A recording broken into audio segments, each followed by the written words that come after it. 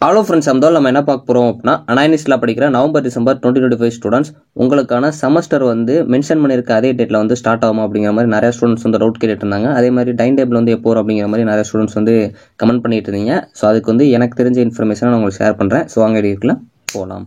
Okay friends, first எடுத்து பார்த்தீங்க அப்படின்னா, அனாயினிஸ்டில் படிக்கிற நவம்பர் டிசம்பர் 2025 ஸ்டூடெண்ட்ஸ் ஸோ உங்களுக்கு செமஸ்டர் வந்து ஸ்டார்ட் ஆகிறது அகாடமிக் ஷெடியூலில் மென்ஷன் பண்ணியிருந்தாங்க. அதுக்கப்புறம் வந்து உங்களுக்கு ப்ராக்டிகல் ஷெடியூலையும் ஒரு டேட் மென்ஷன் பண்ணியிருந்தாங்க. இந்த டேட் வந்து சேஞ்ச் ஆகும் அப்படிங்கிற மாதிரி நிறைய ஸ்டூடெண்ட்ஸ் வந்து கேட்டிருந்தீங்க.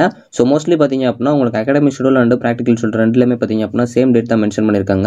ஸோ அதுவுமே உங்களுக்கு ஃபஸ்ட்டு செமஸ்டர் தவிர்த்து ஸோ மித்த செமஸ்டர் எல்லாத்துக்குமே பார்த்தீங்க அப்படின்னா நவம்பர் 19 ஸ்டார்ட் ஆகிற மாதிரி வந்து மென்ஷன் பண்ணியிருந்தாங்க.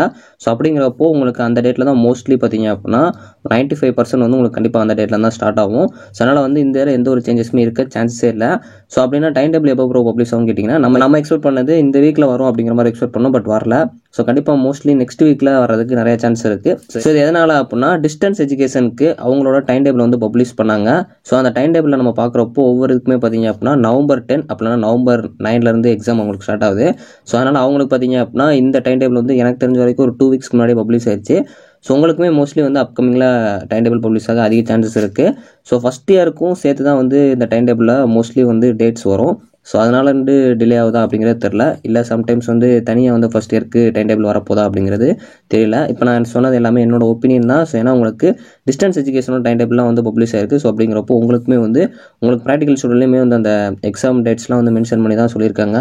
அதனால் நம்ம வந்து வெயிட் பண்ணி பார்க்கலாம்.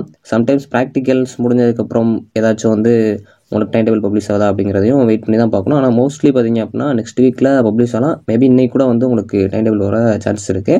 ஸோ அதனால் இந்த டேட்ஸில் உங்களுக்கு சேஞ்ச் ஆகிறதுக்கு மோஸ்ட்லி வாய்ப்பே இல்லை. ஸோ அதனால் நீங்கள் எக்ஸாம் ப்ரிப்பேர் பண்ணுறீங்கன்னா எந்த கன்ஃபியூஷன் இல்லாமல் ப்ரிப்பேர் பண்ணிட்டே இருங்க. உங்களுக்கு டைம் டேபிள் வரப்போ அதுக்கேற்ற மாதிரி வந்து ஷெடியூல் போட்டு படிக்க ஆரம்பிங்க. தேங்க்ஸ் ஃபார் வாட்சிங்.